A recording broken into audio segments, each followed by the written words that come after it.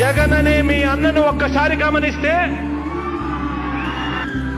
ఏ కార్యకర్త కూడా జగన్ను చూసినప్పుడు, జగన్ నడిచే నడక చూసినప్పుడు అదిగో అతడే మా నాయకుడు అని కాలరెగరేసుకునే విధంగానే నడక ప్రవర్తన ఉంది.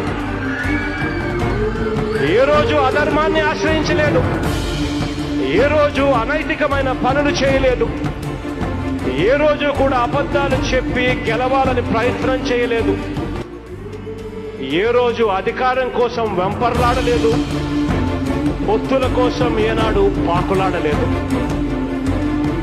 ప్రతి అడుగులోనూ కూడా ఆలోచన చేసిందల్లా ఒకటి, పేదవాడు బాగుండాలి, పేదవాడికి మంచి జరగాలి.